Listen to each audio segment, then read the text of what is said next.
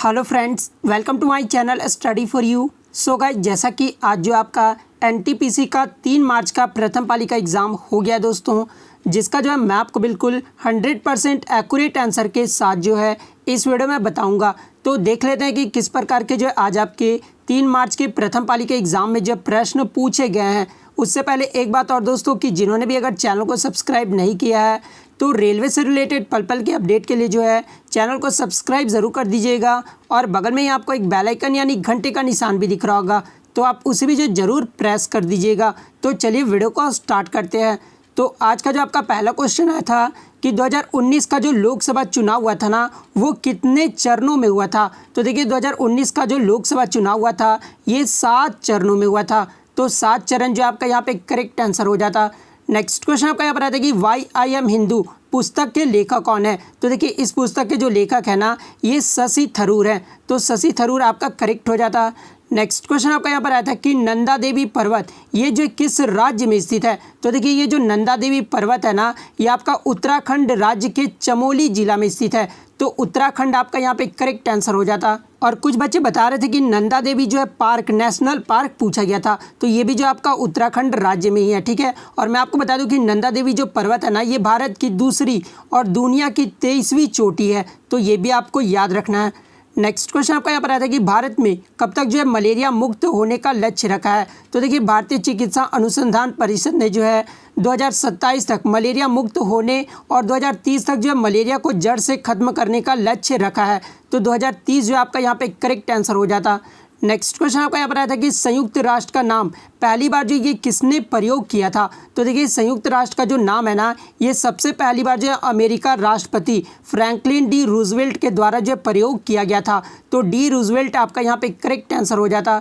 Next question आपका यहाँ पर था कि भारत में राष्ट्रगान पहली बार किस अधिवेशन में गाया गया था। तो देखिए भारत में पहली बार जो राष्ट्रगान है ना, ये आपका कलकत्ता अधिवेशन में गाया गया था। और कब गाया गया था, तो 27 दिसंबर 1911 को गाया गया था। तो कलकत्ता अधिवेशन आपका यहाँ पे करेक्ट हो जाता। बात कर ले संविधान सभा ने इसे राष्ट्रगान कब घोषित किया था। तो ये 24 जनवरी 1950 को जो घोषित किया था। तो ये भी आपको याद रखना है। नेक्स्ट क्वेश्चन आपका यहाँ पर है कि स्वतंत्र भारत के प्रथम गवर्नर जनरल कौन थे। तो देखिए स्वतंत्र भारत के जो प्रथम गवर्नर जनरल थे ना, वो लॉर्ड माउंटबेटन थे। तो लॉर्ड माउंटबेटन आपका यहाँ पे करेक्ट आंसर हो जाता। और देखिए अगर आपके ऑप्शन में लॉर्ड माउंटबेटन नहीं दिया रहेगा ना, तो आपका फिर सी राजगोपालचारी जो है फिर आपका करेक्ट आंसर हो जाएगा, क्योंकि स्वतंत्रता के कुछ दिन बाद तक ही जो है ये लॉर्ड माउंटबेटन जो है गवर्नर जनरल रहे थे। तो अगर लॉर्ड माउंटबेटन नहीं होगा तो सी राजगोपालचारी आपका करेक्ट हो जाएगा। नेक्स्ट क्वेश्चन आपका देखिए भारत का प्रथम संविधान संशोधन जो ये कब हुआ था। तो देखिए भारत का जो प्रथम संविधान संशोधन है ना, ये आपका 1951 में हुआ था। तो 1951 जो आपका यहाँ पे करेक्ट आंसर हो जाएगा। नेक्स्ट क्वेश्चन आपका यहाँ पर आता है कि सिख धर्म के संस्थापक कौन थे। तो देखिए सिख धर्म के जो संस्थापक थे ना, ये गुरु नानक देव थे। तो गुरु नानक देव आपका यहाँ पे करेक्ट हो जाता।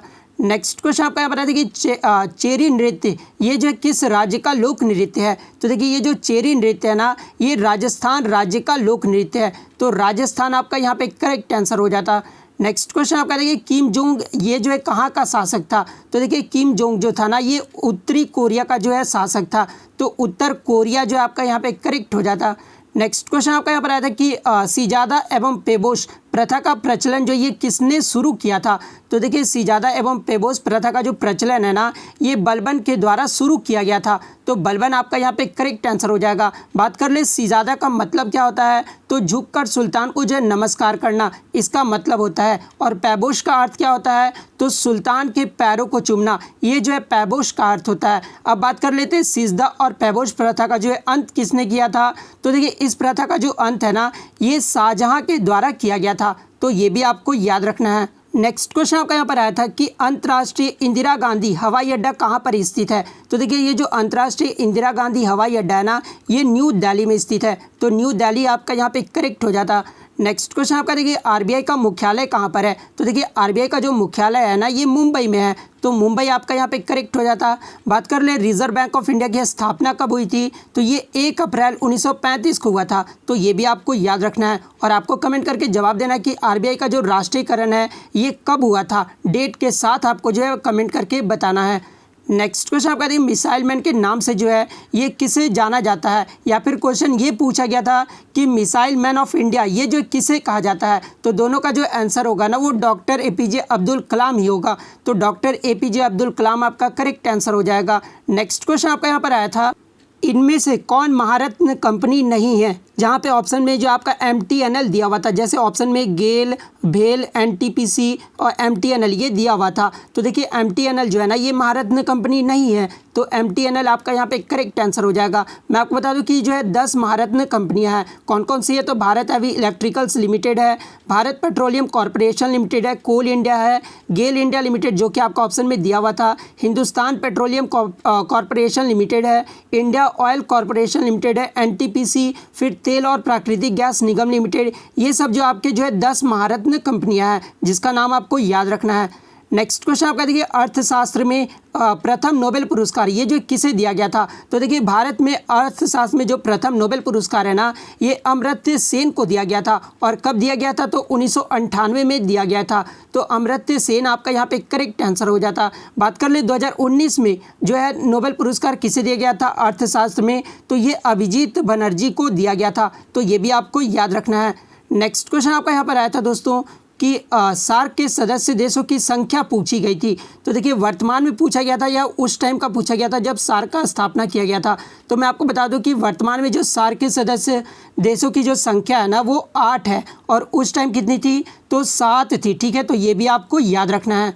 बात कर ले सार्क का स्थापना कब हुआ था, तो ये 8 दिसंबर 1985 को हुआ था। सार्क का फुल फॉर्म क्या होता है, तो south Asian association for regional corporation होता है। तो इसका फुल फॉर्म भी आपको याद रखना है। इसका मुख्यालय कहाँ पर है, तो काठमांडू में है। और वर्तमान में सार्क के 8 सदस्य देश कौन कौन से हैं, तो भारत, अफगानिस्तान, पाकिस्तान, नेपाल, बांग्लादेश, श्रीलंका, भूटान, मालदीव, ये जो है आपके 8 सदस्य देश हैं।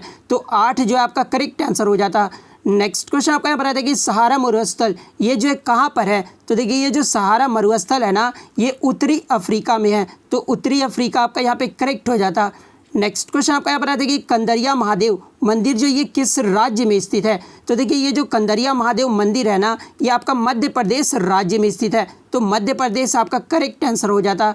नेक्स्ट क्वेश्चन आपका देखिए उज्जैन का अगला कुंभ मेला जो है वो कब लगेगा, तो देखिए उज्जैन का जो अगला कुंभ मेला है ना ये 2028 में लगेगा। तो 2028 आपका यहाँ पे करेक्ट हो जाता।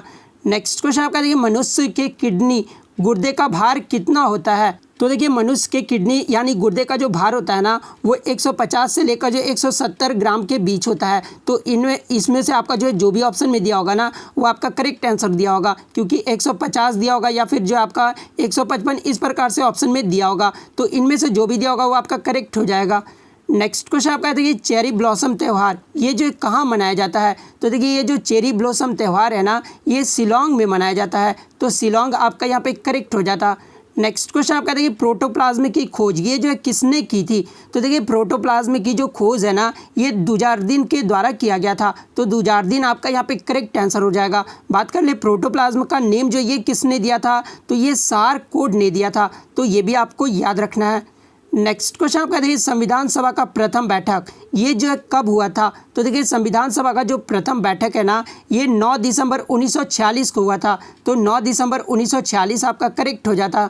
नेक्स्ट क्वेश्चन आपका देखिए चौरी चौरा हत्याकांड ये जो है कब हुआ था, तो देखिए चौरी चौरा हत्याकांड जो है ना ये 1922 को हुआ था। तो 1922 आपका यहाँ पे करेक्ट हो जाता। नेक्स्ट क्वेश्चन आपका देखिए चंद्रमा की कक्षा में पहुंचने वाला पहला सैटेलाइट का नाम पूछा गया था। तो देखिए चंद्रमा की कक्षा में जो पहुंचने वाला पहला सैटेलाइट था ना ये आपका लूना 10 था। तो लूना 10 आपका यहाँ पे करेक्ट आंसर हो जाएगा। और चंद्रमा के लिए जो पहला कृत्रिम उपग्रह अगर पूछा जाए तो ये भी जो आपका लूना 10 आपका करेक्ट आंसर हो जाएगा। बात कर ले लूना 10 को कब लॉन्च किया गया था, तो ये 31 मार्च 1966 को लॉन्च किया गया था। तो ये भी आपको याद रखना है।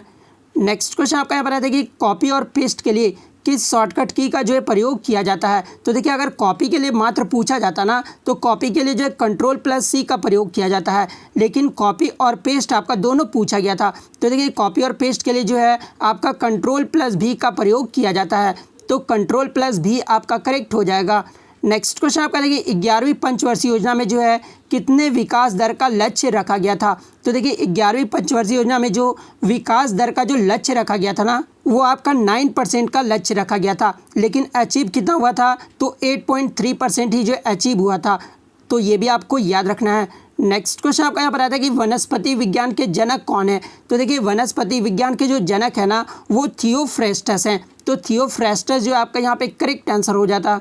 तो इतने क्वेश्चन जो आज मुझे बच्चों के द्वारा मिले दोस्तों, जो कि आपके 100% रियल और जेन्युइन है। तो अगर वीडियो अच्छी लगी हो तो वीडियो को लाइक करना बिल्कुल भी मत भूलिएगा। चैनल पर नया तो चैनल को सब्सक्राइब जरूर कर दीजिएगा। तो मिलते हैं नेक्स्ट वीडियो में, तब तक thank you, all the best.